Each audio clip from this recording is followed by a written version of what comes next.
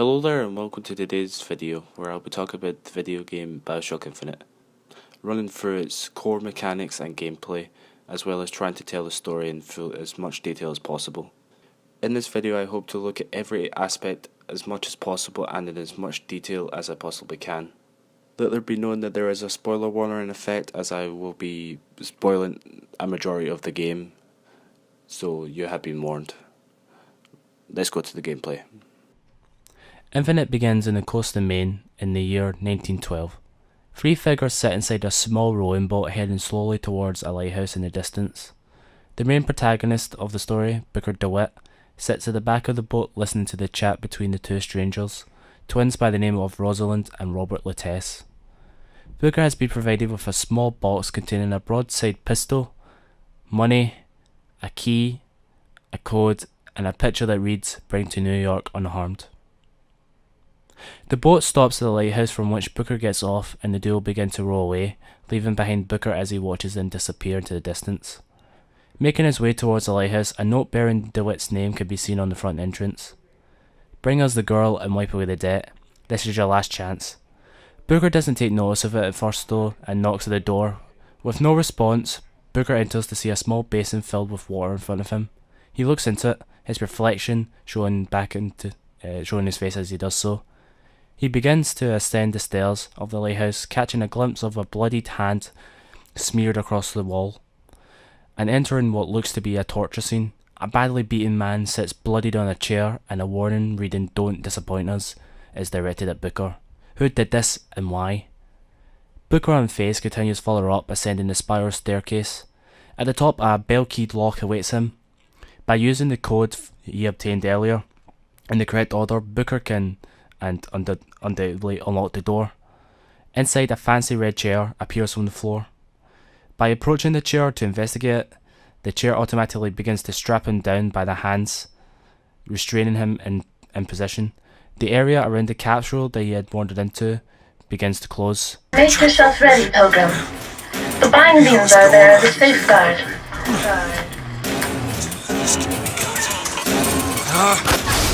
A launch sequence starts to activate with a countdown being called out, and once that subsides, the enclosed capsule accelerates into the air, up and up, until it finally penetrates the clouds. What Booker sees on the other side can only be described as a beautiful sight, and that is the city of Columbia.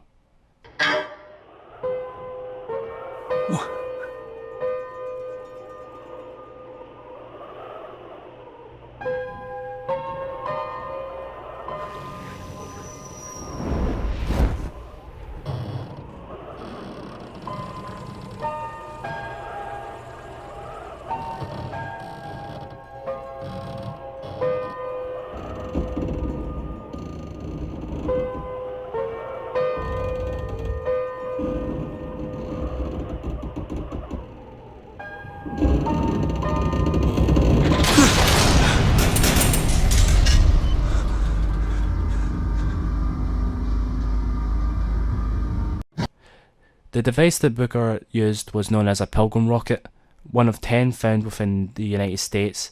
These devices acted as the only means of transportation to the floating city of Columbia. Upon descending to the city below, the capsule halts at the Welcome Center, an area that marks the player's arrival in Columbia. It is a beautiful area filled to the brim with bright lights, stained glass windows, large statues, and an unnatural amount of flowing water, all of which is used to welcome new citizens. This is an area meant for worship, most of which is aimed at the founder of the city and his miracle, the Lamb. Making his way to the floor below, Booker comes to a room that features a straight path filled with water. On the opposite side of him is a crowd that have gathered to listen patiently to a preacher. Booker takes the initiative and begins to approach the crowd. Arriving next to the crowd, Booker catches the attention of said preacher, who offers a baptism to Booker. Booker at first refuses, stating that he doesn't want to be baptized but merely wants passage into the city. The only way to Columbia is through rebirth in the sweet waters of baptism. Will you be cleansed, brother? Booker accepts and takes the man's hand. The preacher proceeds to baptize Booker, not once, but twice, claiming that Booker himself didn't look clean enough. with Booker on the second proceeding to pass out and eventually awaken in the Garden of New Eden, an area that acts as a prayer garden where citizens are allowed to worship statues that they deem vital to Columbia. A majority of the game's opening section sees the protagonist, Booker DeWitt, venture through Columbia's beautiful streets, taking in the seemingly non-hostile side of the city, a side that the rest of the game often forgets about. The surrounding buildings are stylized in a neoclassical fashion, similar in style to buildings seen at the 1893 Chicago Fair. Statues of Comstock and propaganda posters are etched onto the walls, mark the route that Booker takes. One in particular stands out the most, a poster about the so-called false shepherd that is there to lead the lamb astray. The false shepherd is seen as the enemy of the Colombian people, and if everyone is constantly looking out for his whereabouts, more so because Comstock foretold to his people that the day would eventually come when he arrives for the lamb. Talk of Comstock and the Vox Populi leave the lips of civilians, a sure sign that that changes are occurring in Colombia, and they are taking effect. No one wants to hear the muttered words of the enemy Vox Populi, whereas words about Comstock are generally more positive, with little to no ill will, hate against him. We witnessed the early signs of Colombia's various impressive transform methods, with a building being able to attach and detach itself from a platform, with a sign outside also indicating when it will leave and when it is due to arrive. And further ahead, a barbershop quartet is being transported by a floating vessel, allowing for their voices to be heard by all who are willing to listen. Booker also comes across a road that has been suspended downwards to allow for a variety of floats to pass through, with each marked with details of Comstock, Lady Comstock and the Lamb being told by a narrator. The floats themselves provide evidence that the lamb is a much valuable asset to the Colombian community, and such an asset will likely be heavily protected, so much so that she is locked away in a tower. As Booker continues forth, he notices the huge statue high in the sky, almost as if it's looking down upon the city, and without realising what he has got himself into, Booker is stopped by a child. The child bears a telegraph, meant for DeWitt in person. The telegraph sent by Rosalind Lutece warns Booker that he shouldn't attend the nearby raffle and pick out the number 77. Before entering the main fair area, the sound of a figure barker rings out at the figure exhibit, trying to sell the merchandise to the citizens of Columbia.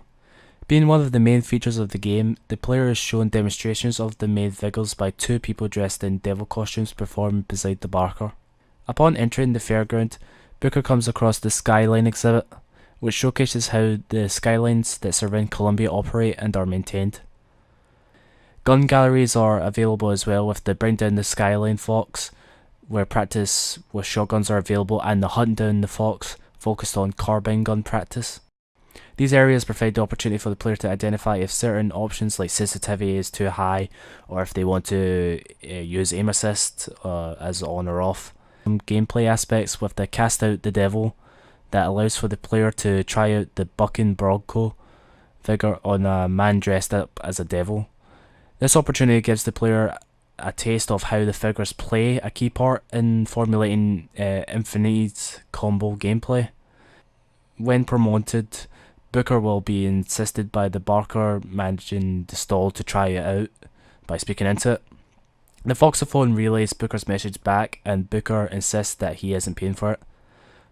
Foxophones are essential to Columbia as it acts as a personal recorder.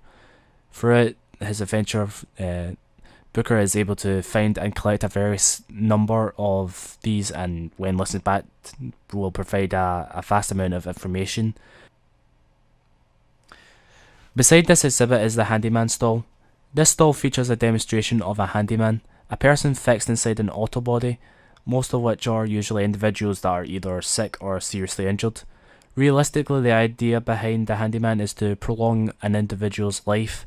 However, it is noted that those that are transformed often feel immense pain and tend to suffer greatly from the transformation. The final and most important stall that the player needs to look at is the Possession Vigor stall. This stall provides Booker with a free sample of the Possession Vigor, which allows the player to take control of any humanoid or automated enemies, forcibly turning them to Booker's side. The figure is handy as Booker is blocked by an admission machine which refuses to allow Booker to pass through the gate leading to the path of the scroll. By using the possession figure, DeWitt can possess the machine into allowing him access. It is also good to note that there is a salt dispenser nearby which just distributes salt to Booker. As Booker passes through the newly opened gate, he catches the attention of two mysterious figures that approach him. The figures, a man and a woman, ask heads or tails before handing Booker a coin. Booker replies heads and flips the coin, tails being the side the coin lands on. The pair accept the coin flip and from this let Booker pass onto the path of the scroll. This won't be the last time we see the pair though. Booker makes way along the path of the scroll, a short path that leads towards Raffle Square. Passing through, you may notice a poster which talks about Songbird, the protector of the lamb, with the centre image being that of a mechanical bird. Continuing on, Booker stumbles upon a conversation between two policemen that talk about one of their units getting a brand new shipment of skyhooks, from which one officer remarks that he would join the unit just so he could fight some Vox Populi. A statue on the path begins to become hazy and start to change in appearance. This moment also marks the beginning of strange events that occur within the game. A voxophone can be found on the bench underneath the statue beside a chocolate bar and a toy songbird.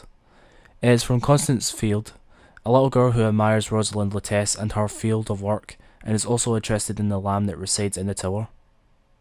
Coming to the end of the path, Booker notices a large poster, that of which serves as a reminder about the false shepherd, bearing the letters AD embedded into the middle of a hand. Booker is confused to see that his right hand has the exact same letters, this of which identifies him as the false shepherd, the man that everyone has been on the lookout for, and Comstock had foretold would arrive. A poster leading into the raffle showcases the mind behind the figures. Jeremiah Fink wanted people to come to the raffle in a poster design that reflects the Uncle Sam I Want You poster used by America during a recruitment drive. Raffle Square is often the host of the annual raffle. There is an assortment of entertainment that takes place like singing and eating treats, but the highlight is the raffle.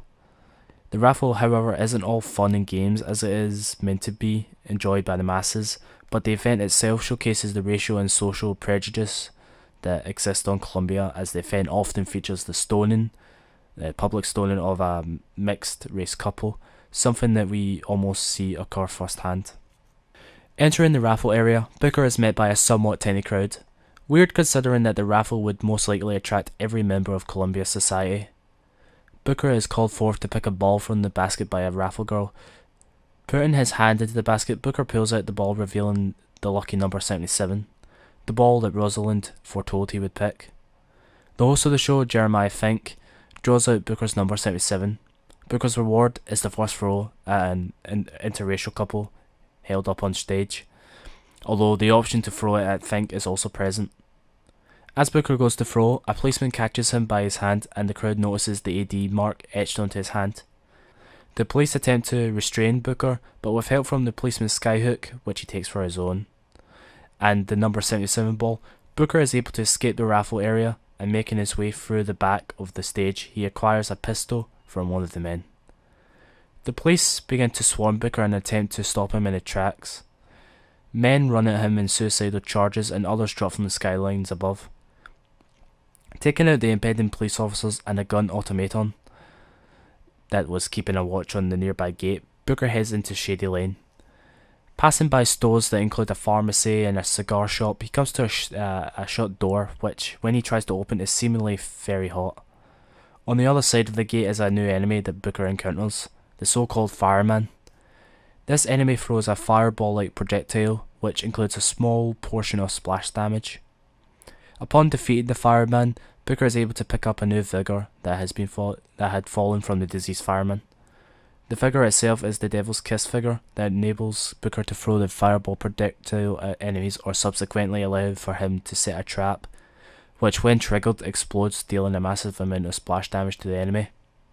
Booker encounters more enemies and a gun automaton, which, when disposed of, provides a clear route to the Blue Ribbon, a restaurant that provides Booker with the time he needs to rest and recover without being attacked.